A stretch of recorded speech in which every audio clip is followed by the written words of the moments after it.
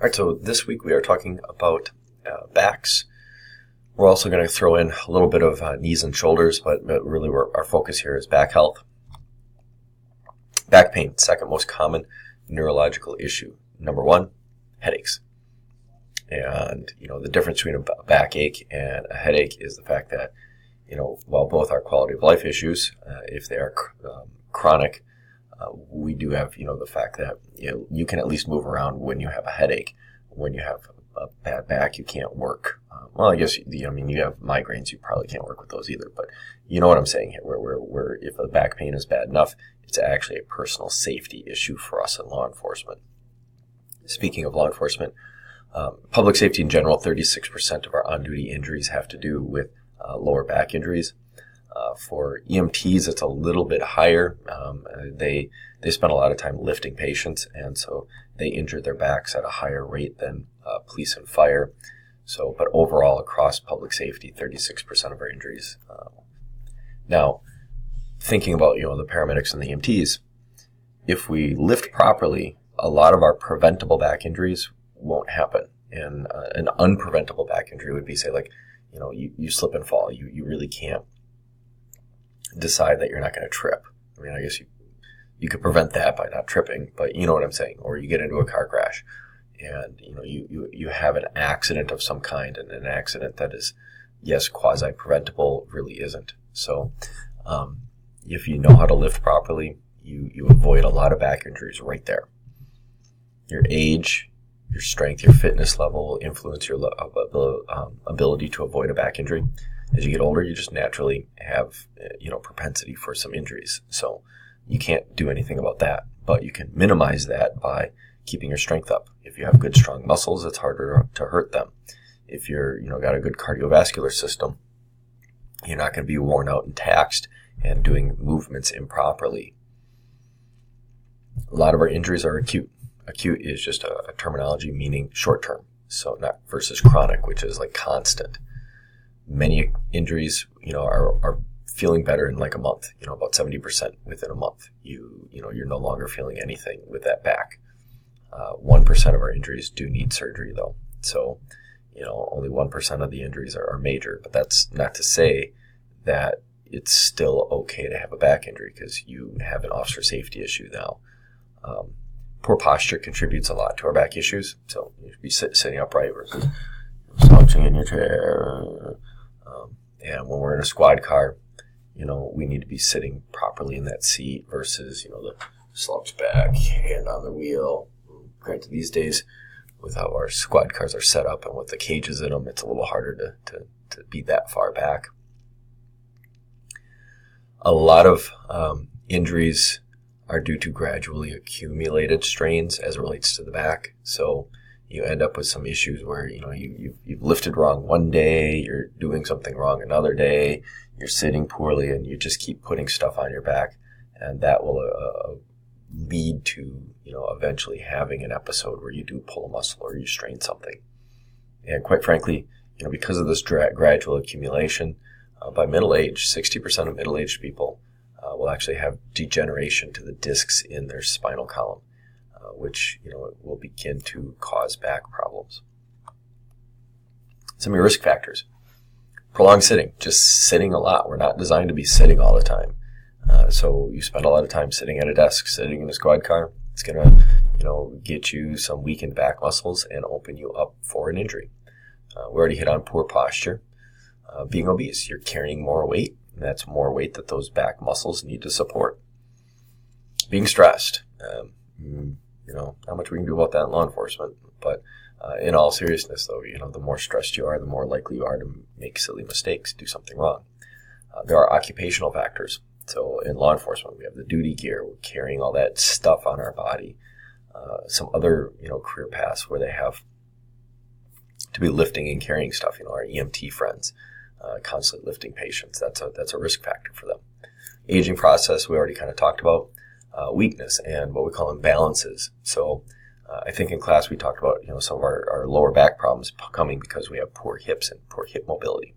We start compensating. We're not lifting properly. So that's what we're talking about with an imbalance, where you are weakened or deficient in an area, so you try to make up for it by other things. The back is naturally strong simply because it's carrying the weight of the body such as it is.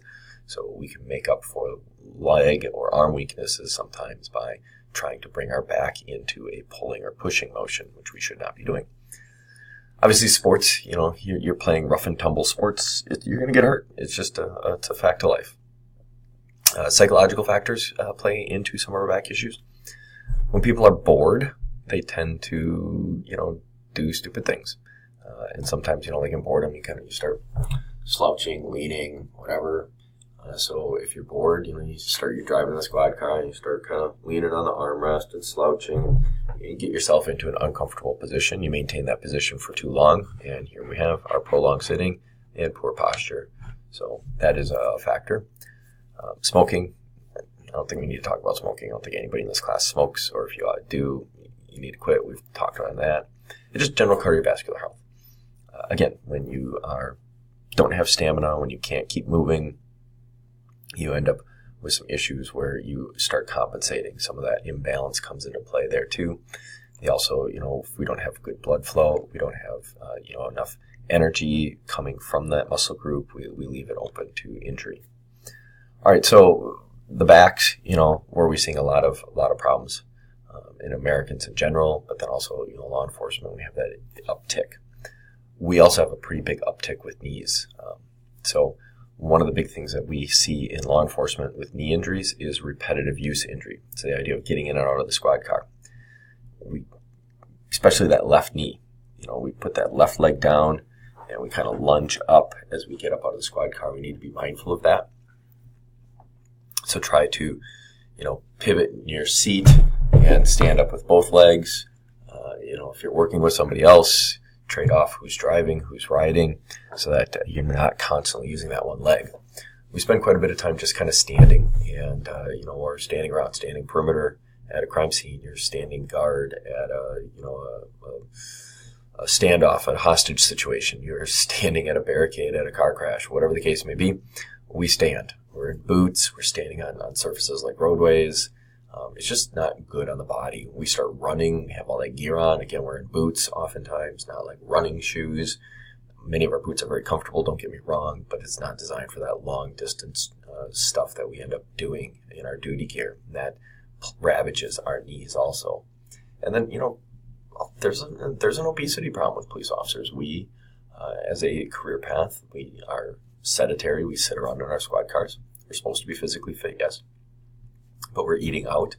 And so many of us are a little bit overweight, if not obese. And so our knees are designed to be carrying, the load of our body. And when we add onto that load, that's degrading them. Lastly, the shoulders. About 75% of shoulder injuries for police officers are from a single event. You get into a fight, you're holding somebody down, you're pulling and pushing, and next thing you know, you end up with a dislocation or a tear or something in the shoulder area. Some of these are not preventable. It's just going to happen. You get somebody who's fighting really hard, it's going to happen. But some of these are preventable because, we have not been working our shoulders very well. So again, that fitness, keeping the fitness level up, keeping the cardiovascular health up so that you're not winded and overcompensating when in a fight. Pardon me. Repetitive injuries are very common also in the shoulders. The fact that, you're reaching over, using that MDC, reaching for lights, reaching for the radio, reaching for the coffee. There's some reaching issues. One of the other issues that happens is we end up with a poor posture. Not like slouching poor posture, but just the way we sit in our cars is not exactly right because we have the duty gear on and they've changed some seats in squad cars. And you still just don't sit right. You got that duty belt, you got the vest on, and our bodies move differently when we're locked into place because of a gun belt and duty or a bulletproof vest. So all of that duty gear becomes kind of a constrictor that we don't have that same range of motion. And what ends up happening is, not only the repetitive motion, but the fact that we move differently in our duty gear causes some strain on some of our muscles. So keeping the shoulders strong, keeping them flexible becomes very key to a long-term shoulder health. And you think about, rotator cuff injuries, that surgery, it can bring you back. But if you've ever met somebody or been around somebody who's had that surgery, it's a long road to recovery, and there are complications with that surgery too. So you'd like to avoid it if possible. All right, so real basic information on keeping your back healthy, and then also the knees and shoulders. It's all kind of combined. A lot of it comes back to keeping a good body weight and thinking about how you're moving. You should be safe. No homework or no assignment this week. So if you have any questions, let me know. Otherwise, I will see you in class on Friday morning.